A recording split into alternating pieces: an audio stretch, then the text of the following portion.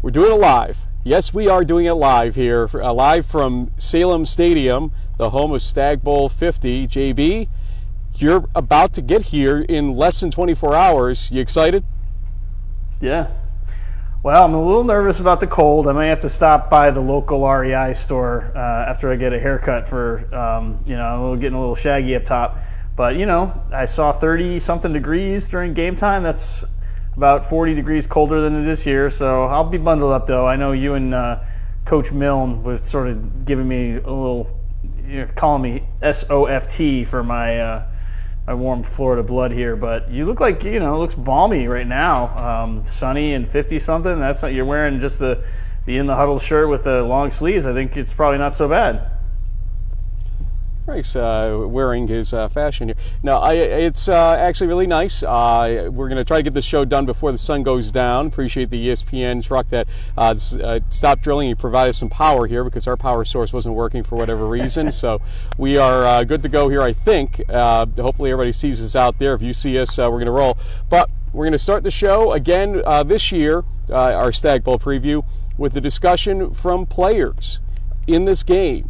And we asked the question, what was your best memory of the 2023 college football season? I think my best memory of the 2023 season was, I think D'Lo's game against Lacrosse is really exciting, especially when he got the interception before halftime. He already had the passing touchdown, the halfback pass, had the receiving touchdown, and then the onside kick recovery for a touchdown. That was just crazy. Right. I remember staying on the sideline praying that they don't get this ball, and then D'Lo just houses it. So that was a really fun play. 2023 season. Favorite memory? Quarter jug. Quarter jug would probably be my favorite memory, just because of how loud the game was, how many people were there, the supports that you get from the alumni. That will definitely be, especially at their place. That was a really fun game. That and then the trip down to Michigan was a lot of fun. Just the road trips and everything, but I think the quarter jug definitely tops the cake. I think I'm going to go last week, playing a little defensive line. We got a we got a fourth down stop. We ran the play or that package one previous time in the game. They scored on it, so I was pretty heated about that. And then got back on fourth down in the end zone, and for them to take the lead in just a huge situation, I was able to get in on the tackle. So that was definitely a cool experience for me. I guess so far winning the last game, winning the semis, and getting prepared to win this one. I'd probably say last week was probably the best moment.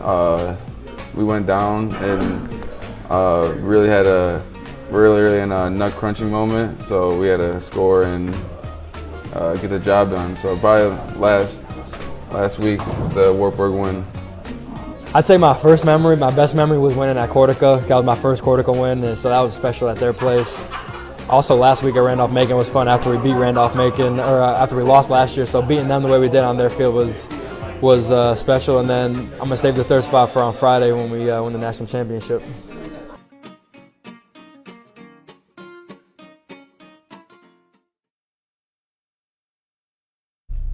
Exuding some confidence there, Cole Burgess was. I do. I like the confidence. Indeed. So you know what, JB?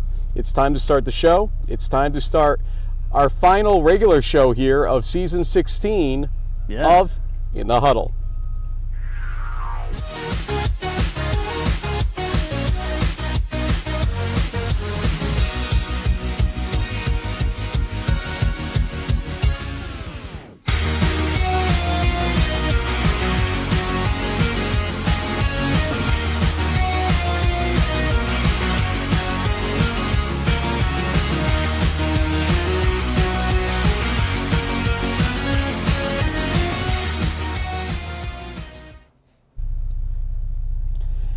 It's just crossing my mind how bold it is to do this live right now with all the stuff that we're testing here. But we do have a pregame show tomorrow, right. starting at 4:30 with interviews from those players you saw and some fun stuff with player versus player interviews back this year. Again, for this Stagg Bowl pregame show on D3Football.com.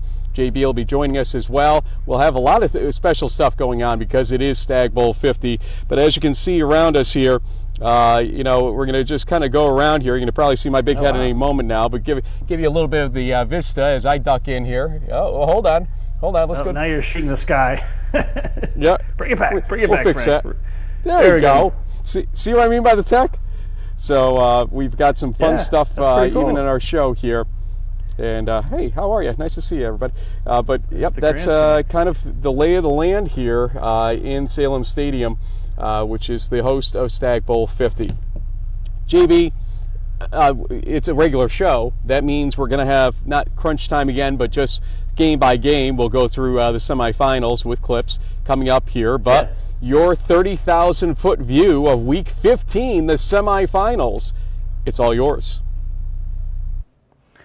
Yeah, well, we didn't get exactly the games that we thought. We thought we'd get a couple of good games. One of them just started off, though, as a kind of a runaway train after the punt return for a touchdown by Cortland's Ravi Das Jr. And Felice Ravi Das started a 35 or something point run that the Dragons just basically had the game in hand at halftime.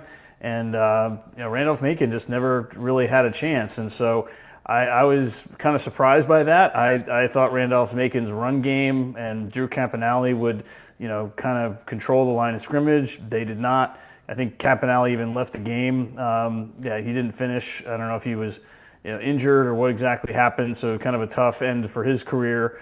After so much success and all the regular season wins and the ODAC championships and all that, we'll definitely miss, covering him. But hey, you got to give the Dragons credit. They have been peaking and playing their best football at the right time.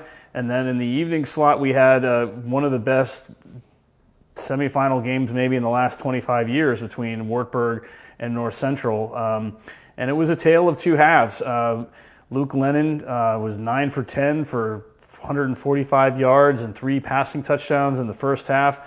It looked like the Cardinals might run away with that one too, but now McLaughlin and Turbo Clayson fight back. They make it a one-score game before halftime, and then the Wartburg defense did something that no one's been able to do all season. And I did the math, and that's kind of a scary thought and process, I know, for you, Frank. But they managed to hold Lennon to 3 for 9 for 75 yards and an interception in the second half.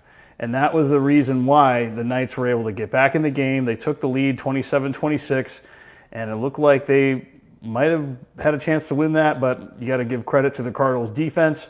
They stepped up big time, and some guys like Zach Orr had some very timely plays. I guess he was a safety last season, but it sounds like he's playing linebacker now due to some injuries and things like that. He had a key interception that was able to kind of turn the tide, put the Cardinals up in front, and with a few more stops, they were able to hang on, and was a classic semifinal game. I know a lot of people thought that maybe that was supposed to be the national championship between number 1 and number 3, but Cortland's, here they're playing great football, and when we show the tail of the tape, some of the stats aren't that far off in certain respects. So the Dragons have a punching chance, and they've really just had a Cinderella type of story to get all the way here to Salem, and I'm excited to see how they play tomorrow night.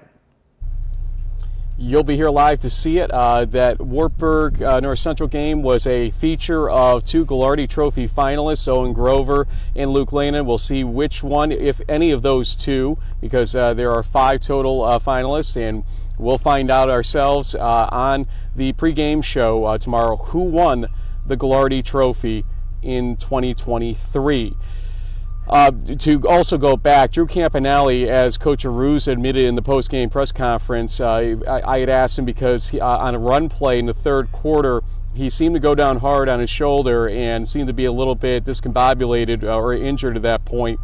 Coach Aruz admitted he's been that way since week 1 of the playoffs, and he's just such a gamer that he didn't let that stop him at the end of the day. And so that's what Makes happened sense, with yeah. him. Yep, so Drew Campanelli, a special player out there, as I said on Twitter earlier this week after that game was all said and done. JB, let's go to some of the clips from the games that you just discussed here. So, folks, as you know, when we do it live, anything can happen. And because it's so bright out here, I got to try to read my own notes somehow on my computer screen. This could be fun. Yeah, exactly. Let's see how this goes here. As Cortland face Randolph-Macon. Yes, we are. And in the first quarter, it's Jaden Alfano St. John getting a 1-yard touchdown run early in the game here. Cortland goes up 7-0 as the ball just penetrated the goal line. Then later, you talked about him, Ravi Das Jr., the 83-yard punt return for a touchdown by Das made it 14-0. Yeah, don't get us take it off the air here. But he finds his way eventually to the end zone after some great blocking, got him that corner over there. Very late in the first quarter, watch this pass. Drew Campanelli has a surefire touchdown. Oh, no, he doesn't. David Wallace can't get it as it is knocked away by Jean Lubin. And here is a slow-down version of it, just getting his fingertips on it to knock it away. Yes, it was. That's a freshman, it led by to the a missed way. field goal. Yes, it is. A missed field goal came up, but later on, eventually they got the ball back, and there's the first touchdown to Cole Burgess from Zach Boyes. That made it 21-0 at that point in time. We'll go to the second quarter. 7 minutes. Check that. 2.5 minutes left. 8-yard touchdown pass. Cole Burgess from Zach Boyes made it 28-0. And if you didn't like it the first 2 times, maybe you'll like it the third time, because there is Cole Burgess for his third touchdown connection from Zach Boyes. But let's go into a slow-mo in a second here to see Zach Boyes was literally being sacked as he threw that ball and got it to Burgess. Beginning of the second half, you're going to see the interception here coming up, and that is Luke Winslow, I believe, for Cortland. And then later on, you're going to see a touchdown that led from it. Jaden Alfano St. John with the 11-yard touchdown run. 49-14 final in favor of Cortland. And in that game, we had all kinds of stuff going on, specifically an outgaining by 443 to 278 by Cortland's offense. The defense held Randolph-Macon to 98 rush yards. Zach Boyes, 23 for 30, 279 yards, 3 passing touchdowns. We'll stop there for now, JB. Tell me more about that game and some of that defensive play, because that seemed to be a difference maker for Cortland in that game. Yeah, and I think Keith McMillan, who is the former Around the Nation writer for D3Football.com. He's a Randolph-Macon alum, and he was there with a bunch of his former teammates, and I think he was also, kind of covering the game along with you, Frank. What he pointed out in sort of the post game was how dominant the Cortland defensive line was, and I really think that that's a good sign for Dragons fans that their defense is really sort of stepping up. The week before against Alma was a little bit crazy. There was a lot of touchdowns, a lot of passing scores, deep downfield, not a lot of pressure, but it seemed like in this game the Cortland defensive line really bottled up what used to be a 250 or so rushing yards per game type of offense with Randolph-Macon, made them one-dimensional, and Cortland's offense is just kind of peaking, doing what it does. Cole Burgess, the man from Greenwich, say it with respect, Frank, we got to get that one right. It's not Greenwich, it's Greenwich. So Cole had a big game, and he's been one of my offensive MVPs at least once this season. Same thing with Zach Boyes.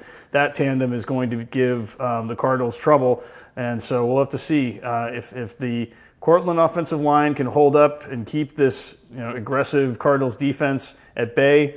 Anything's possible. We'll see what happens. Yeah, it was very impressive to see that difference from the second half of the Alma game until the first half, or through the first half of the Randolph-Macon game. It seemed like just a different defense entirely, giving up 34 points in the first half versus Alma, and then giving up nothing but 7 points in the Alma game and nothing in the first half of the Randolph-Macon game after that. And clearly the defensive line made some adjustments, and good for them, because obviously they get to the Stagg Bowl thanks to that all along the way here. But will it be enough if they can play that way against the vaunted offensive line of North Central? We'll see. But first things first, why don't we talk about the other game in the bracket on Saturday? And we're going to start up 6-0. North Central forced a punt, and Jackson Hoppus is blocked by Jordan Chisholm, and it's recovered by Thomas Skokna, and that would eventually lead, after we see who's got the ball, and we know who's got the ball, North Central. Celebration, Joey Lombardi will get his first touchdown here, a 21-yard touchdown pass from Luke Lanin. Great job by him to scoop that up before it hit the ground, and it is 13-0 North Central, 2:12 left first quarter. See Luke Lanin celebrating with his team there. Second quarter, 11:36 left. Here's another one. 44-yard touchdown pass from Luke Lanin to Joey Lombardi, and that made things 20-0. It's a runaway already for North Central in this game. I mean, come on. Wartburg can't come back 2 straight weeks from 18 points and then 20 points, could they? Well, this 14-play drive ends on 4th and goal. Hunter Clausen, Turbo, with the touchdown, 20-7. Now North Central's lead. But North Central, resilient. Charles Coleman, 7-yard touchdown pass eventually here. Look at Luke Lanin, right, left, and all around, and finally finds Coleman. Wow. And that's a touchdown. That's 26-7. He has a right to celebrate that play, and Ethan Greenfield out there to celebrate with them at that point. We'll go, though, to 2 minutes later before halftime. Thor Mockstead from Niall McLaughlin, an 8-yard touchdown pass. Great job keeping his feet in bounds. And before halftime, it made it 26-13. Wartburg trying to come back in this game.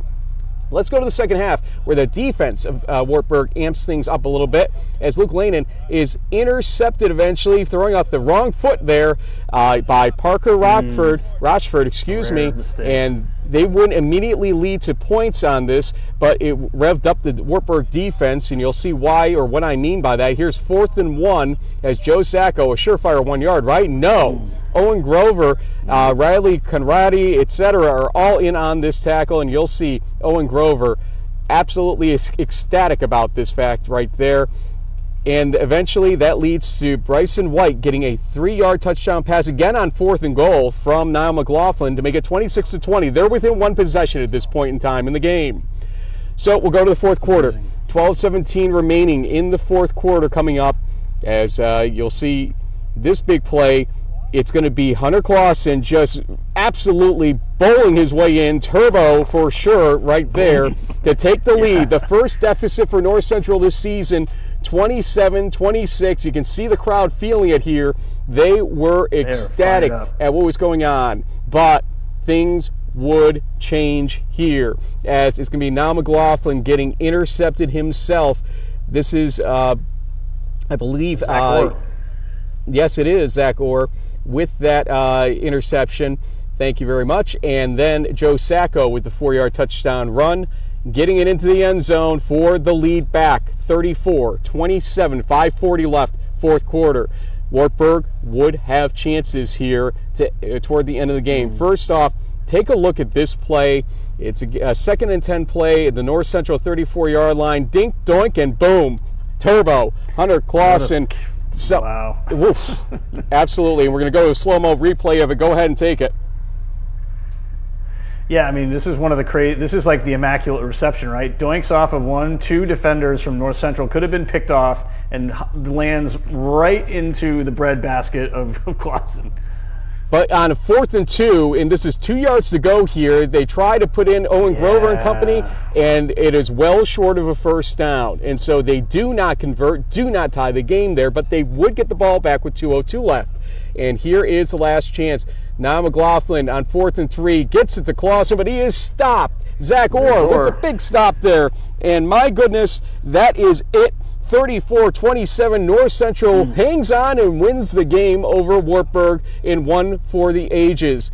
Wartburg trailed 26-7 with 2:22 remaining in the second quarter. They trailed 20-0 at one point. Now McLaughlin, 27 for 49, 234 yards, 2 passing touchdowns, and an interception. Luke Lanin, 12 for 19, 222 yards, 3 passing touchdowns, and an interception. Wow. That game was just really, really tight. Wartburg down 18 versus Whitewater, wins their game there. Down 20 versus North Central. This team believes in themselves enough to come back from those deficits. But on the flip side, imagine how things would go if they would go up 7-0, 14-0 in a game and be able to just play keep away at that point with that defense. That's the problem for them. They just were giving up too many points early in games and having to make adjustments. they got back to level pegging, but by the time you use all that adrenaline and that energy to do it, and when the first thing goes wrong, that adrenaline starts to run low on you. And that's what I kind of think happened there when that interception by McLaughlin occurred, Zach Orr getting it, and ultimately everything else kind of seemed to not go right. They got close, but just couldn't get that conversion. Ultimately, bend don't break. Yeah, definitely. And I feel like those are the situations where teams like North Central just seem to make the right play at the right time. And sometimes it can be on these national stages where guys like Zach Orr, who maybe doesn't have the same kind of name recognition as a Luke Lennon or a Owen Grover, but arguably made the play of the season for the Cardinals, because without that interception there, maybe the Knights score. It's a whole new ball game. A two possession lead potentially, and so huge turn of events there. But you got to give the Knights credit; they fought hard on their home court. I think you said in our Twitter space that 4th and 2 call is going to probably haunt them. That the play call that they ran is something that you do more for like a 4th and inches, a 4th and 1. I think that the extra yard there just gave the Cardinals defense a little too much time when it was really inches there. But as you kind of look at the slide that's up here, I mean, Cortland's offense has been on fire. They've scored 35 points in the first half. They scored 34 in the quarter. So basically 5, 6 touchdowns, boom, boom, boom, right off the bat. And so that's 107 points over the last 2 playoff games. I mean, NCC, they trailed, but they found a way to win it, and that's what you expect out of championship teams. And not surprisingly, the Cardinals, the defending champs, are the only remaining undefeated team that's left in Division III. They're going for their 3rd championship in 4 years, and I think their 30th straight win as well. And so, I mean, I've been given a lot of MVP awards to Cortland and other teams over the course of the playoffs. It seemed like this time around, though, I really had to focus on North Central. Joey Lombardi, 3 key touchdowns. He's the quintessential D3 wide receiver. He's like 5'9", 160, 100 nothing kind of a thing, and he's out there making big plays. And the Cardinals offense needed every single one of those. All in the first half, interestingly enough. The Cortland defense bottled him and Lennon up in the second half, which could give Cortland something to work on and get some game tape.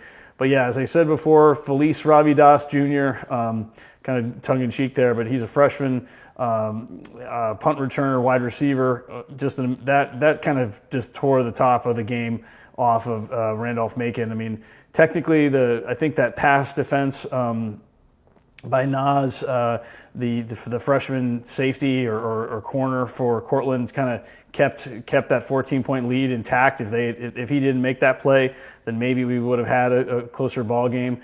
But Ravi Das is a big punt return. Hopefully he's got some other tricks up his sleeves. They might need that kind of play. And then finally Zach Orr, who I listed as a defensive back. He was the starting safety for them last season. It sounds like he's now actually playing linebacker, maybe due to some injuries or just the moves around.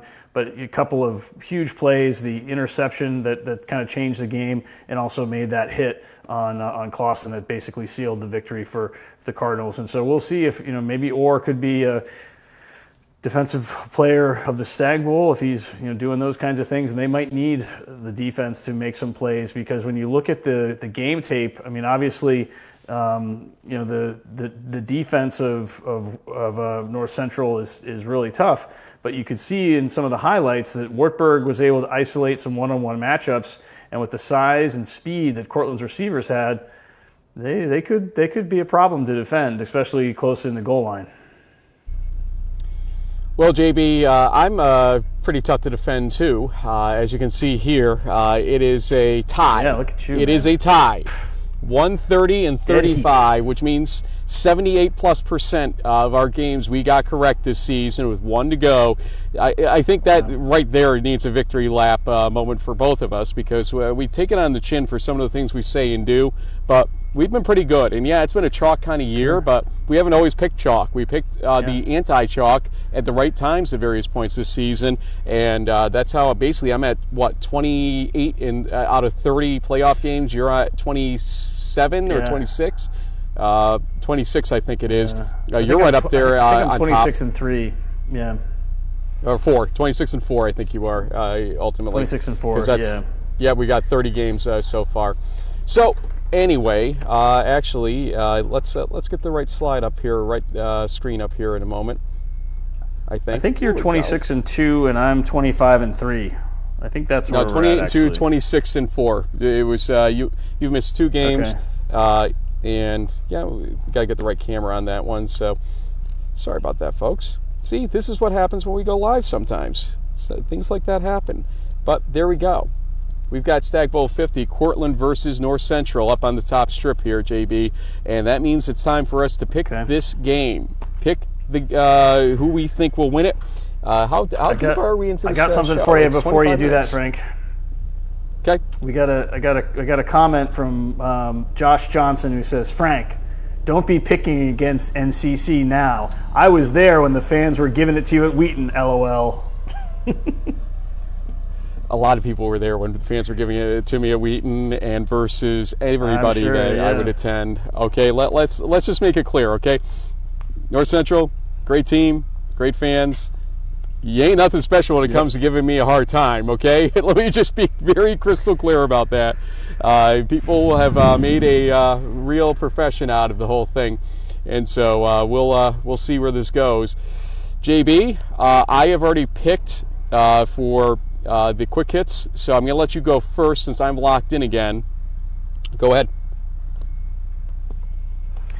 You know, this is a tough one. I feel like what I should have done is picked Cortland to win last weekend, and the fact that I didn't, is probably the reason why that, I could, I'm not going to win this year's pick contest. So that's a little frustrating.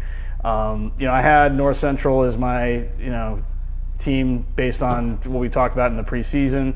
But I'll be honest, I mean, I would love to see an upset because I think that would be really exciting when those happen. They're very rare. You don't usually see a team like North Central lose a game like this. They're going to be expected to win. They're going to be expected to win by 2 or 3 touchdowns or more. And so I'll pick the defending champs, and hope that Cortland proves me wrong yet again.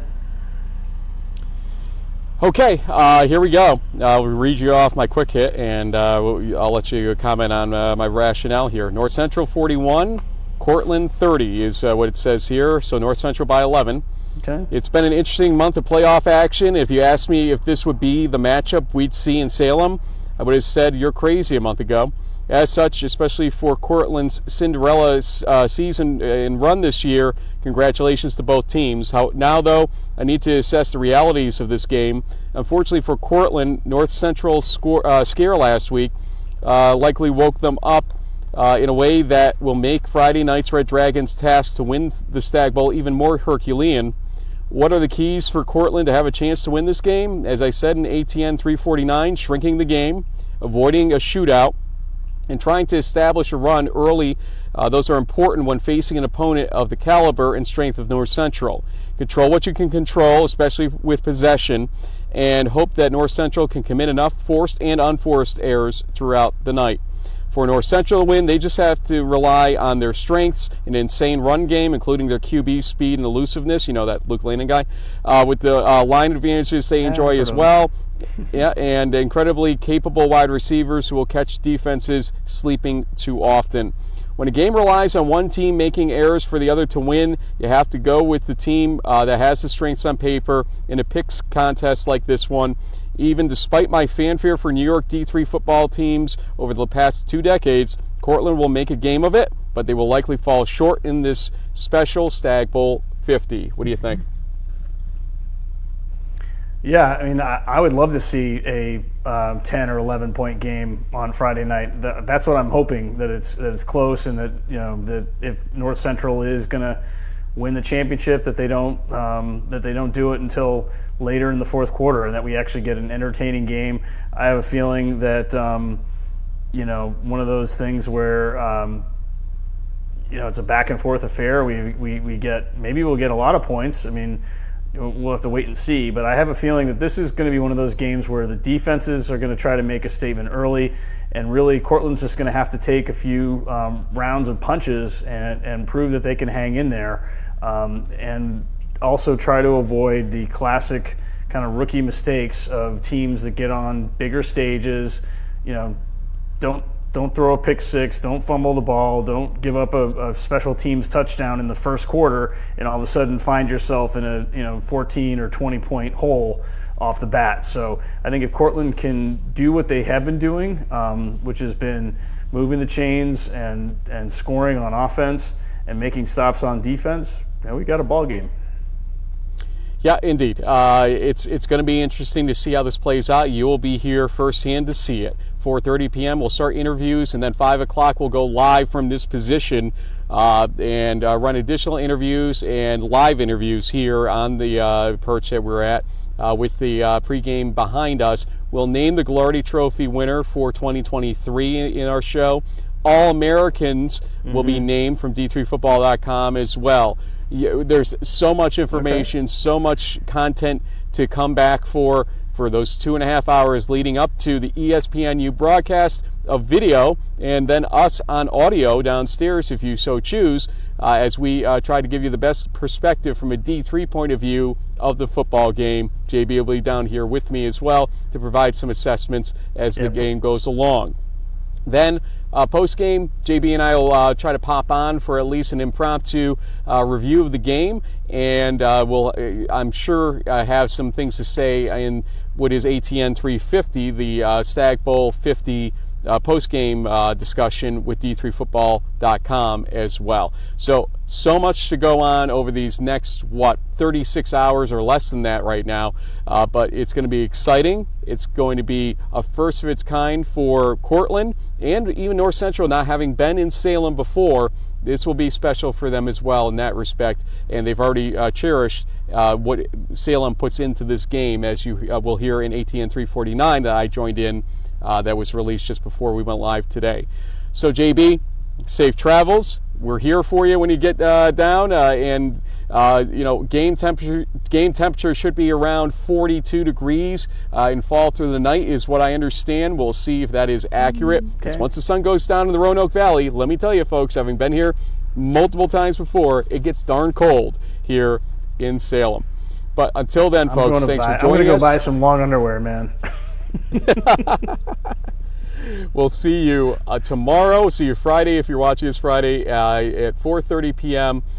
With the interviews 5 o'clock live from this perch here, as we said. Excited to see all of you or to talk to all of you tomorrow. Enjoy.